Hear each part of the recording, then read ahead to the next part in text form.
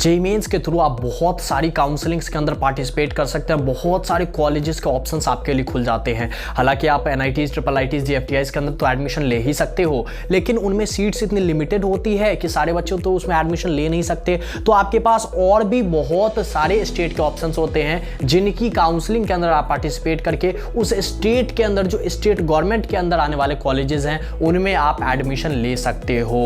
मैं लगभग सारे स्टेट की काउंसलिंग के बारे में यहाँ पे बात करूंगा और आपको बताऊंगा कि कैसे क्या प्रोसेस रहता है, कैसे कैसे कॉलेजेस वहाँ पे मिलते हैं। बहुत सारे तो ऐसे कॉलेजेस भी हैं जो कि कई एनआईटीज से भी अच्छे अच्छे कॉलेजेस हैं। तो जरूर से इस वीडियो में ध्यान बनाए रखिएगा और आपको सारी बातें समझ में आएगी कि कैसे क्या प्रोसेस चलता है और कितनी काउंसलिंग हमारे पास, कितने ऑप्शंस हैं। कम परसेंटाइल आई है, बिल्कुल भी टेंशन लेने वाली बात नहीं है। ये वीडियो आपके सारे प्रॉब्लम्स को यहाँ पे सॉल्व करने वाला है। सबसे पहला बात करूंगा मैं HSTS काउंसलिंग की, जो कि हरियाणा के अंदर स्टेट गवर्नमेंट कॉलेजेस और प्राइवेट कॉलेजेस के अंदर एडमिशन लेने का एक द्वार होता है। HSTS काउंसलिंग के अंदर अगर आप पार्टिसिपेट करते हैं तो आप हरियाणा के अंदर गवर्नमेंट और प्राइवेट कॉलेजेस के अंदर एडमिशन ले सकते हैं। YMCA फरीदाबाद जैसे कॉलेजेस HSTS काउंसलिंग से यहाँ पे एडमिशन लेते हैं। YMCA फरीदाबाद में आपको बता दूं कि कई एनआईटी से भी अच्छा माना जाता है, उस कॉलेज के अंदर आप एडमिशन ले सकते हैं। हालांकि आपके पास और भी अच्छे अच्छे कॉलेजेस के ऑप्शंस होते हैं। आपकी परसेंटाइल कम होती है, 70 होती है, 75 परसेंटाइल होती है, 80 होती है। अब GJU हिसार हो गया, MDU रोहतक हो गया, इन सब कॉलेजेस के अंदर आराम से एडमिशन ले सकते हैं। HSTS काउंसलिंग की जब नोटिफिकेशन आती है, डिटेल में हम लोग वीडियो में बात करते हैं। हालांकि एक वीडियो चैनल पे पड़ी हुई है जिसमें आप देख सकते हैं कि HSTS काउंसलिंग कैसे काम करता है। सारी बातें मैंने डिटेल में बता रखी है उस वीडियो के अंदर। दूसरे नंबर काउंसलिंग की मैं बात करूंगा, जो कि UPTU होता है। उत्तर प्रदेश के अंदर होने वाले एडमिशन के लिए UPTU जिम्मेदार होता है। UPTU काउंसलिंग के थ्रू आप IIT लखनऊ जैसे अच्छे कॉलेजेस के अंदर एडमिशन ले सकते हैं। IIT लखनऊ, ध्यान रहे कि बहुत सारी NIT से ऊपर कॉलेज माना जाता है, लेकिन थोड़ी सी परसेंटाइल आपको IIT लखनऊ के लिए भी अच्छी चाहिए होती है। NIT Sultanpur, BIT Jhansi, AITH Kanpur, आप गौर करेंगे कि जितने भी RECs है ना, उनमें एडमिशन लेने के लिए UPTU काउंसलिंग के थ्रू एडमिशन होता है। हालांकि यूपी के अंदर HBTU कानपुर की अलग काउंसलिंग होती है, MMUT गोरखपुर की अलग काउंसलिंग होती है। ये सारी काउंसलिंग UPTU से एडमिशन नहीं लेती है। और थर्ड नंबर काउंसलिंग की मैं बात करूंगा, यहाँ पे रीप राजस्थान की मैं बात करूंगा। राजस्थान के अंदर होने वाले एडमिशंस जो है रीप हैंडल करता है। रीप जो है यहाँ पे MBM Jodhpur, CTA Udaipur, RTU Kota जैसे अच्छे अच्छे कॉलेजेस के अंदर एडमिशन करवाता है। रीप काउंसलिंग में जब आप पार्टिसिपेट करते हो, अपने जेईई मेंस के स्कोर के बेसिस पे आप पार्टिसिपेट करते हो, उसके बाद आपको एक रीप रैंक दी जाती है। रीप रैंक से आपकी पूरी की पूरी काउंसलिंग प्रोसेस चलती है यहाँ पे। और ध्यान रहे, राजस्थान हो, यूपी हो, चाहे हरियाणा हो, सभी में आप चाहे अदर स्टेट के हैं चाहे होम स्टेट के हैं, आप पार्टिसिपेट कर सकते हैं। ध्यान रहे, ऑल इंडिया के स्टूडेंट्स पार्टिसिपेट कर सकते हैं। हालांकि अगर आप होम स्टेट से हैं, UPTU काउंसलिंग में अगर आप उत्तर प्रदेश से हैं, तो आपकी कैटेगरी भी लगेगी, लेकिन कैटेगरी रैंक से काउंसलिंग नहीं होगी, आपकी CRL रैंक से काउंसलिंग होगी सभी लोगों की। लेकिन होम स्टेट वालों की कैटेगरी भी लगेगी, मतलब कि उनकी कैटेगरी के लिए कुछ परसेंट सीट्स रिजर्व होती है। ये चीज ध्यान रहे। उत्तर प्रदेश की हमने बात की, हमने राजस्थान की बात की, हम बात करेंगे मध्य प्रदेश की MPDT की काउंसलिंग की।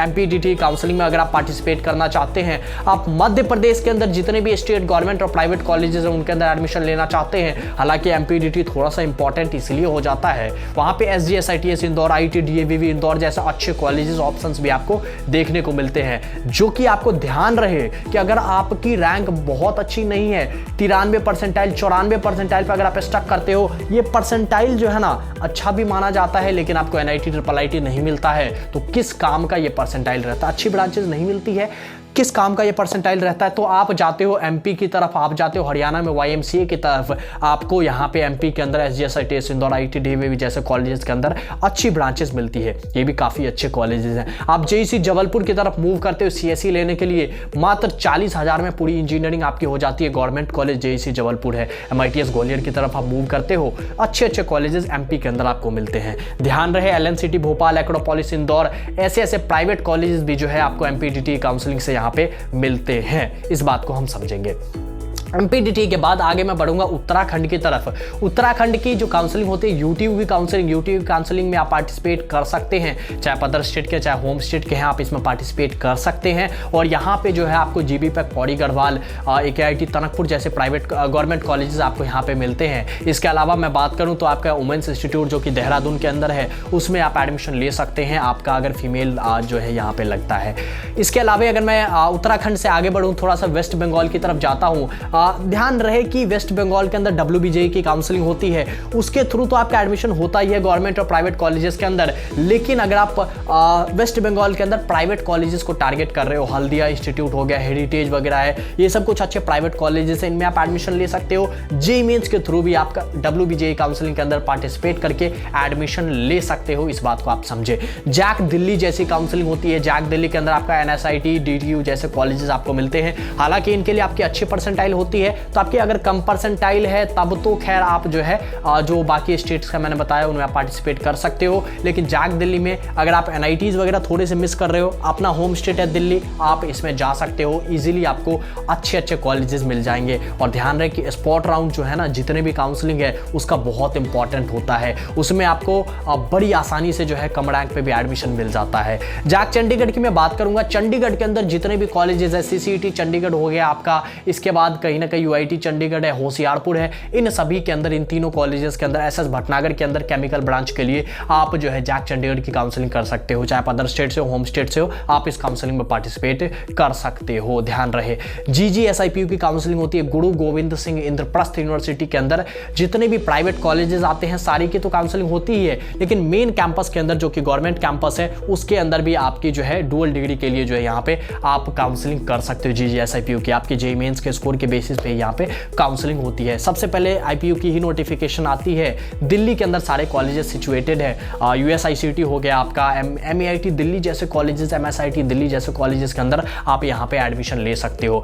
इसके बाद अगर मैं बात करूँ बिहार की बात करूंगा, मैं झारखंड की बात करूंगा। बिहार और झारखंड के अंदर आप अगर अदर स्टेट से हैं तो आप पार्टिसिपेट नहीं कर सकते, यहाँ पे सिर्फ होम स्टेट वाले स्टूडेंट्स ही अलाउड हैं, इस बात को आप ध्यान रखें। बिहार के अंदर एडमिशन लेने के लिए आपको BCEC की काउंसलिंग में पार्टिसिपेट करना होता है। UGAC की BCEC UGAC जो है इंजीनियरिंग विंग है इनका, इसमें आप पार्टिसिपेट करते हो तो उसके बाद आपकी एक UGAC रैंक आती है, उसके बेसिस पे फर्दर आपकी काउंसलिंग चलती है। झारखंड के अंदर BIT सिंदरी जैसे अच्छे कॉलेजेस के लिए आप यहाँ पे काउंसलिंग करते हो, आपका जो है यहाँ पे सिर्फ होम स्टेट वाले ही पार्टिसिपेट कर सकते हैं। हो सकता है और भी बहुत सारे स्टेट्स की काउंसलिंग होती है, लेकिन ये जो मेजर स्टेट्स की काउंसलिंग है उसको मैंने आपके सामने रखा। आपने इस वीडियो को देखा और सारी चीज़ें मैं मानता हूँ कि आपने नोट्स वगैरह बनाया होगा, और समझे कि आपका जो एडमिशन प्रोसेस होता है ना, बड़ा ही ईजी यहाँ पे रहता है, कोई दिक्कत वाली बात नहीं होती है। इसी चैनल के ऊपर में सारा कंटेंट, आपको सारी बातें यहाँ पे देखने को मिलती है। हाँ, उड़ीसा के अंदर भी OJEE की काउंसलिंग होती है, OJEE में आप पार्टिसिपेट कर सकते हैं, चाहे होम स्टेट के हो चाहे अदर स्टेट के। ध्यान रहे कि अदर स्टेट वाले बच्चे सिर्फ प्राइवेट कॉलेज ले सकते हैं उड़ीसा के अंदर, होम स्टेट वाले दोनों ले सकते हैं। IIIT भुवनेश्वर की डिफरेंट काउंसलिंग होती है, अलग से होती है। IIIT भुवनेश्वर के अंदर मैं आपको बता दूं, अगर आप उड़ीसा से हैं और अगर आपने जो है 10th भी किया है उड़ीसा से, तो आपको IIIT भुवनेश्वर के अंदर 2-2.5 लाख पे भी CSE ब्रांच मिल जाएगी। तो ऐसे बहुत सारी चीजें हैं जो मैं आपको काउंसलिंग के टाइम में बताता हूं। चैनल को इसीलिए आप सब्सक्राइब करके रखें, अपने दोस्तों के साथ इस वीडियो को शेयर करें और उन्हें बताएं कैसे सारी बातें चलती है यहाँ पे काउंसलिंग के दौरान। बहुत कम रैंक पे भी आपकी JEE मेंस के अंदर होती है, तो आपका एडमिशन हो जाता है, कोई दिक्कत वाली बात नहीं है। गवर्नमेंट कॉलेजेस के अंदर होता है, CSE ब्रांच के अंदर होता है, कोई दिक्कत नहीं है, इस बात को आप समझे। चैनल को जरूर से सब्सक्राइब कर लें, वीडियो को लाइक कर दें, और कमेंट बॉक्स के अंदर आपके जो सजेशंस हैं, आपकी जो बातें हैं, उनको रखना ना भूलें। हमारा बहुत जल्दी कॉलेज मित्र ऐप लॉन्च होने वाला है फरवरी के अंदर। ध्यान रहे कि आपको बहुत सारी चीज़ें फ्री मिलने वाली है, बहुत सारी सुविधाएं आपको उस ऐप के अंदर मिलने वाली है। चैनल को सब्सक्राइब कर लें, वीडियो को लाइक करें और वीडियो को बहुत से बहुत अपने दोस्तों के साथ शेयर करें। Thank you very much for watching this video. Thank you.